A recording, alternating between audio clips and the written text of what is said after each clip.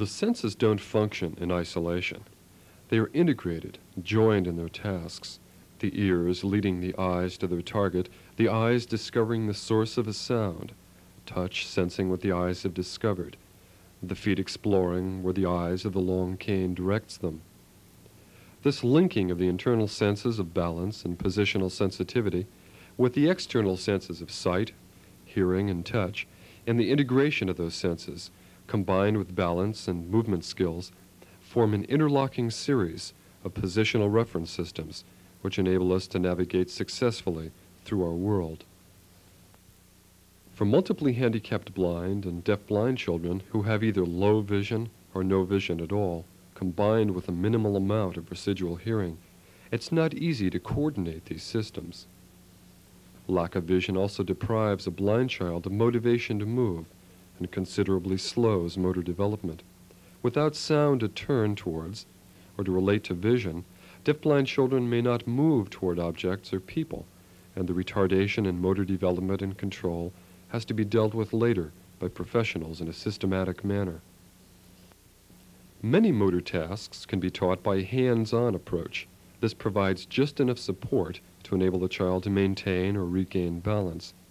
The teacher works with the child in movement on vertical, horizontal, and lateral planes, and provides that closeness and structure to enable them to learn to do this more on their own. The body has three major internal monitoring systems that indicate relative position in space and the position of the limbs in relation to the trunk. The labyrinthine system reacts quickly to a tipping motion. This is a function of the semicircular canals and utricles of the inner ear. These fluid-filled chambers and the small sacs attached react to movement, especially acceleration and deceleration, by stimulating a section of the auditory nerve. The proprioceptive system is the domain of the joint receptors. The nerves in the joints, muscles, and tendons alert the brain as to the position of the joints, arms, and legs, even in static positions. The kinesthetic system gives an indication of how the joints are actually moving by the stimulation of nerve sensors in the joints, muscles, and tendons. Merely standing erect calls a number of muscle groups into play. The static balance is a learned skill and a difficult one for many blind youngsters. A dynamic balance is a higher order skill and is a function of learning to maintain balance during different types of movement on different kinds of equipment. The equipment may be as simple as that found in a playground or as sophisticated as a revolving machine designed to build the musculature while teaching moving balance during movement. Some kinds of equipment emphasize the need for dynamic balance by requiring certain parts of the body to move off the center line.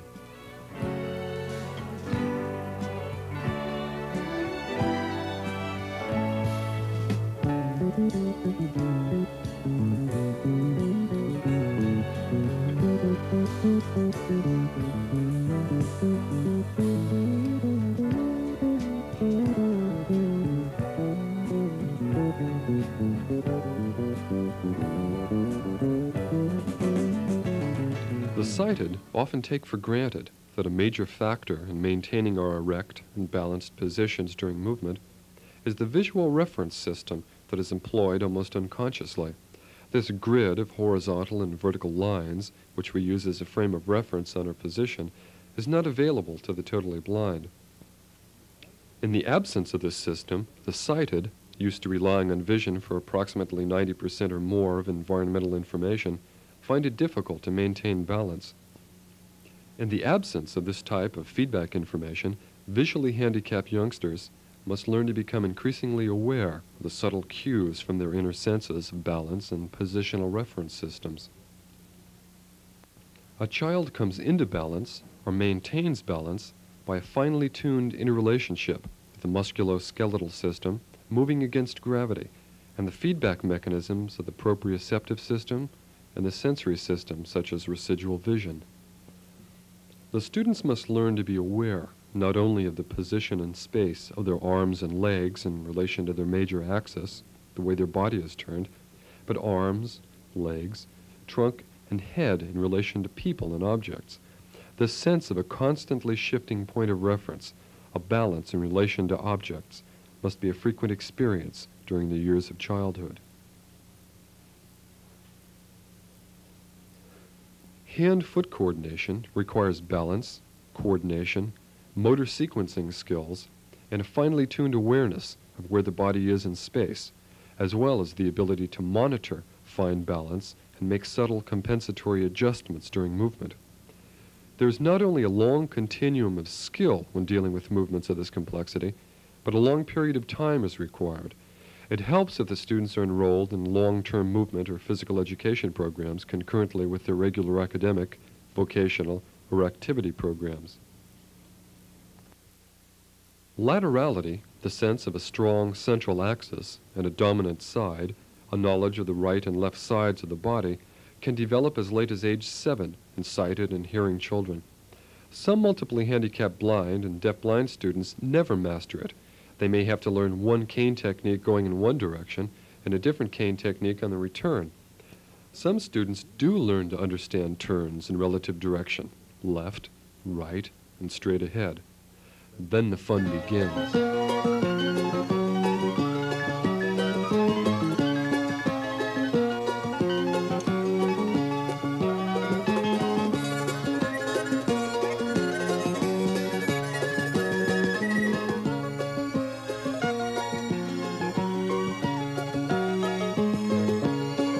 Learning relative distance is a difficult concept for totally blind students. Being able to cause and control movement, to measure it with their own footfalls, to perceive what they've caused, make it back to the starting position to try again and do even better than before, to aim higher and throw further. Relative distance, relative direction, a sense of measurement related to their own bodies. Perhaps these are the least of the skills learned during a lesson on distance. Many of the syndromes that are most responsible for deaf-blindness often leave the child with considerable residual vision. Rubella, although devastating in its effects on the fetus, often leaves the deaf-blind child with an intact area of central vision. Deaf-blind children lack the extent of vision needed to make clear sense of the world. They see the world literally in bits and pieces. It's the task of the teacher to bring the world to the child in a systematic fashion, to give it structure and meaning, and then to bring the child out into the world often enough and with enough support that they can learn to deal with it someday as much on their own as possible. Things that sighted and hearing youngsters learn in the crib must be systematically taught to a deaf-blind child. Skills of tracking an object, learning to distinguish the form and meaning of objects, learning to select a figure from its background, and learning to conceptualize and remember different forms, learning to categorize and structure them mentally. These are all skills that a teacher can present to the child to enable them to be ready to go into the world, to meet it on their own terms. Residual vision must be systematically trained.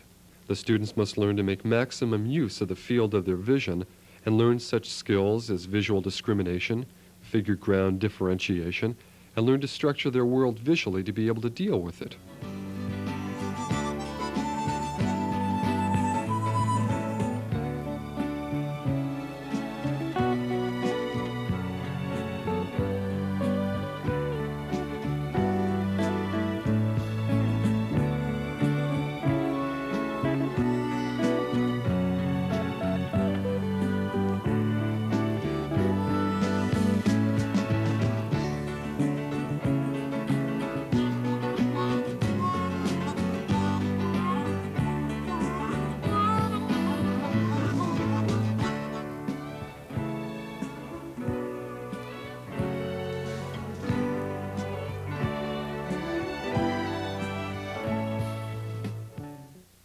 It might be said that hearing aids are to the ears what glasses are to the eyes.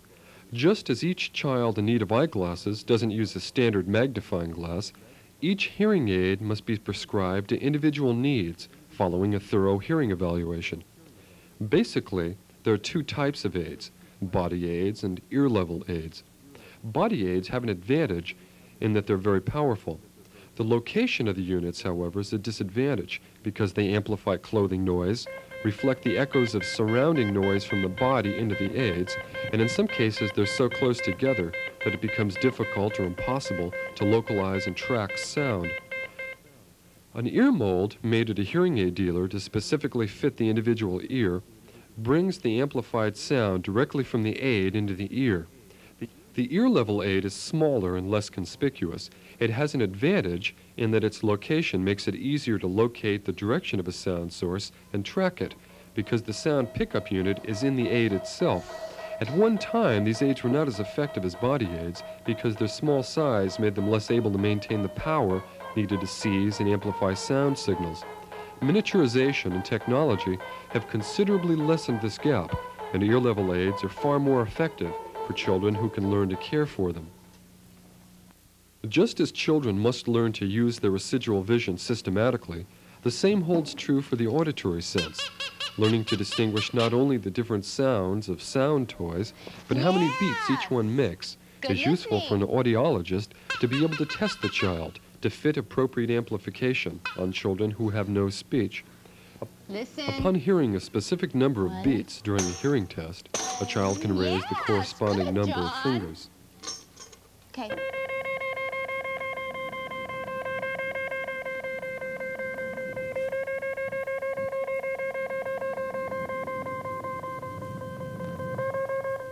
One of the core auditory skills needed in mobility training is the ability to localize a sound source.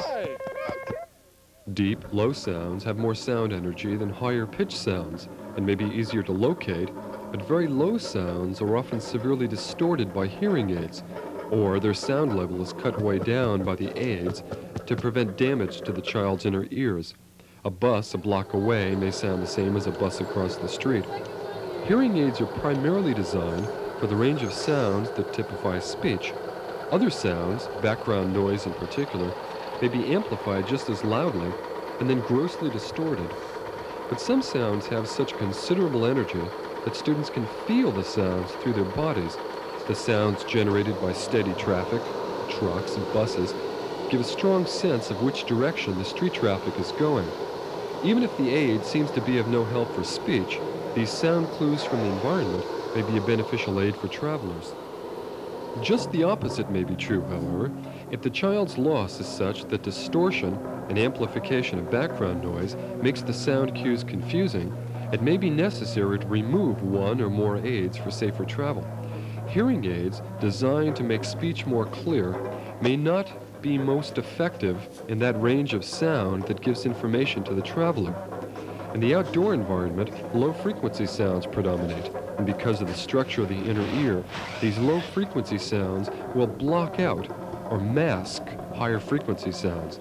If a hearing aid has enough power to boost the relatively less intense sounds of speech, the low-frequency sounds of trucks and buses and the environment outside may tend to so grossly distort and jumble the information coming through the hearing aids as to render the aids almost useless for travel.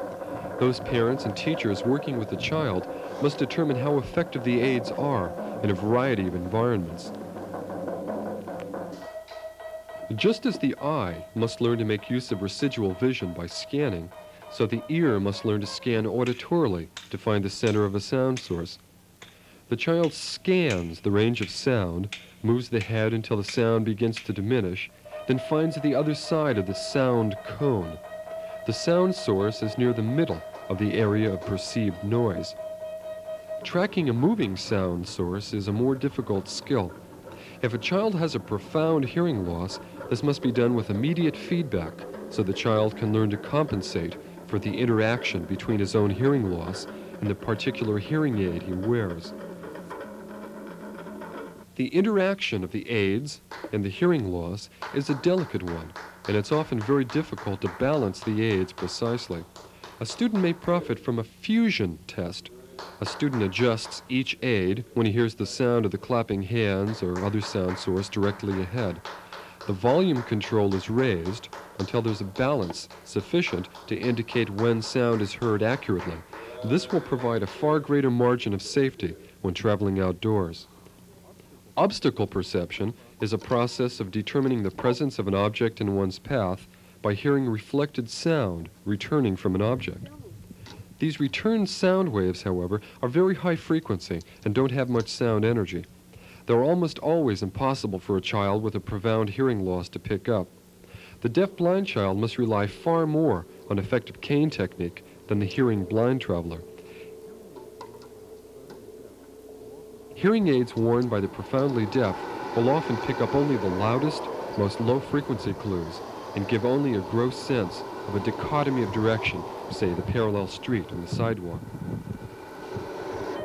Although most profoundly deaf blind travelers are not able to use returning echoes, many can make use of sound shadows under certain conditions. If a large noisy vehicle like a truck or a bus passes behind a large object like a tree or a truck, the student may sense the low-frequency sound cues with his own body serving as a resonator. The mobility instructor at this moment should confirm the traveler's suspicions of something out there, delineate the outline of the object so the traveler can learn increasing sensitivity to perceptions of this type. Students with residual vision must learn the skills of integrating hand-eye and hand-foot coordination. Learning to compensate for low vision requires a systematic set of experiences in areas where those skills will be called into play. Auditory and visual integration, learning to locate sound, then scanning with the functional portion of the residual vision may enable some multiply handicapped blind and deaf-blind students to make some types of street crossings. This integration and coordination of the senses are learned in response to the challenges of necessity. The simultaneous control of the torso, hands and arms, and the legs and feet, directed by whatever remains of functional vision and hearing, can be developed through play, graduated in complexity, and the control required. Children can learn surprising control and coordinated movement with fragmented vision and distorted hearing. They can learn to make the best sense of stimuli they do receive if they can learn to systematically process it and relate it to their own bodies.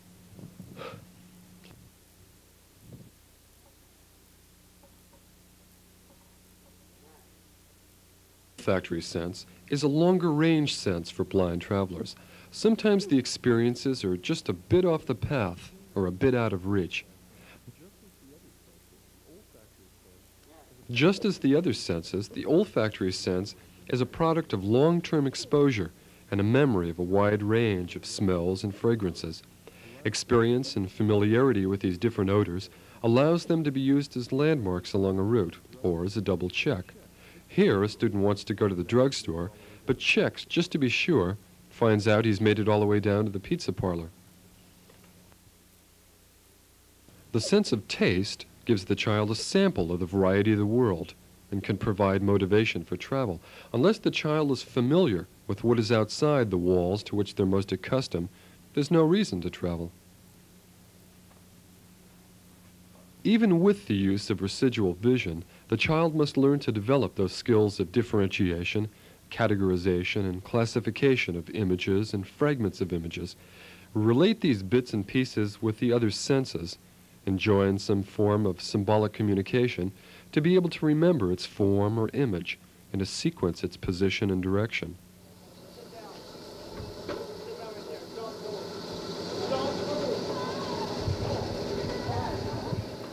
A knowledge of relative position, direction, distance, and sequencing of landmarks on a route becomes increasingly symbolic.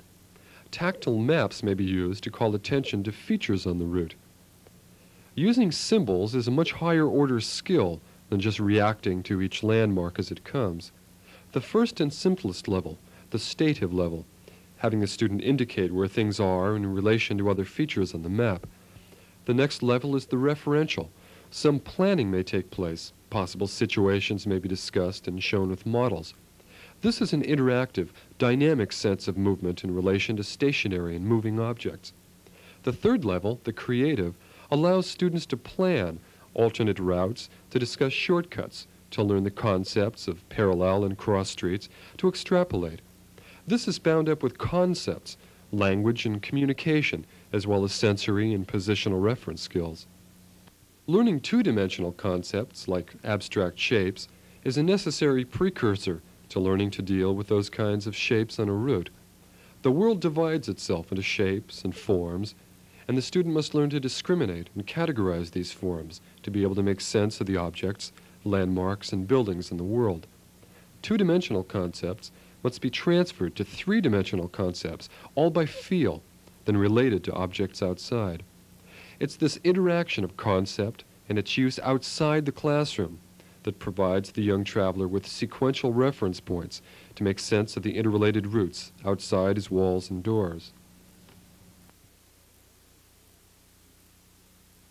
In the 19th century, the teachers of the blind were taught that the eyes of the blind were their hands. With the development of cane techniques and the knowledge that the blind could navigate successfully with a wide range of techniques, it became evident that the feet, too, could be sensitized to tactile cues, such as texture and gradients.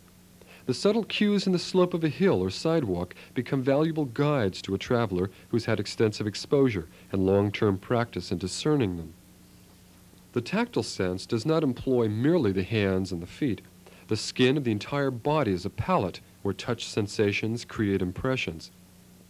Gross and later, more subtle changes of temperature can be felt in the face, which has a very rich blood supply near the surface of the skin and is very sensitive to temperature changes. It can later be used to advantage as a valuable orientation clue. This type of tactile orienting is as immediate as the student's own body. The fingers draw a tactile picture of his immediate surroundings.